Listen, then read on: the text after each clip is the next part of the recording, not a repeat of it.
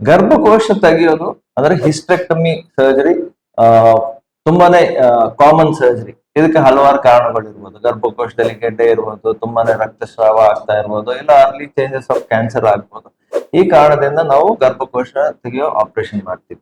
ಗರ್ಭಕೋಶ ತೆಗೆಯೋದು ವಿಧಾನಗಳು 3 ಇಂಪಾರ್ಟೆಂಟ್ ವಿಧಾನ ಇದೆ. ಒಂದು ವೆಜೈನಲ್ ಹಿಸ್ಟೆಕ್ಟಮಿ ಅಂತೀವಿ, ಅಂದ್ರೆ ಯೋನಿ ಭಾಗದಿಂದಾನೇ ಆಪರೇಷನ್ ಮಾಡಿ ತೆಗೆಯೋದು, ಅದರಲ್ಲಿ ಹೊಟ್ಟೆ ಮೇಲೆ ಏನು ಕಟ್ಸ್ ಇರಲ್ಲ. ನೆಕ್ಸ್ಟ್ ಒಂದು ಲ್ಯಾಪ್ರೋಸ್ಕೋಪಿಕ್ ಸರ್ಜರಿ ಅಂತೀವಿ, ಅದನ್ನ ಕೀ ಹೋಲ್ ಸರ್ಜರಿ ಅಂತಾನು ಹೇಳ್ತಾರೆ. ಸೊ ಹೊಟ್ಟೆ ಮೇಲೆ ಒಂದು ಸಣ್ಣದಾಗಿ ಸೂಕ್ಷ್ಮವಾಗಿ ಇನ್ಸಿಷನ್ ಹಾಕ್ಬಿಟ್ಟು ಗರ್ಭಕೋಶ ಮೇಲಿಂದ ಬಿಡಿಸಿ ತೆಗೆಯೋದು. ಇನ್ನೊಂದು ಓಪನ್ ಸರ್ಜರಿ ಅಂತ ಹೇಳ್ತೀವಿ, ಅಂದ್ರೆ ಸಿಸೇರಿಯನ್ ಸ್ಕಾರ್ ತರ ಒಂದು 8ರಿಂದ 10 ಸೆಂಟಿಮೀಟರ್ ಅಷ್ಟು ಇನ್ಸಿಷನ್ ಕೊಟ್ಟು ಗರ್ಭಕೋಶ ತೆಗೆಯೋದು. ಸೊ ಈ 3ರಲ್ಲಿ ನೀವು ಯಾವ ಸರ್ಜರಿ ನಿಮ್ಗೆ ಸೂಕ್ತ, ಯಾವ್ದು ನಿಮ್ಗೆ ರಿಕವರಿ ಬೇಗ ಆಗತ್ತೆ, ಯಾವ್ದ್ರಿಂದ ನಿಮ್ಗೆ ಜಾಸ್ತಿ ಬೆನಿಫಿಟ್ಸ್ ಇದೆ ಅಂತ ನಾವು ಮುಂದಿನ ರೀಲ್ಸ್ ಅಲ್ಲಿ ತಿಳಿಸ್ಕೊಡ್ತೀವಿ.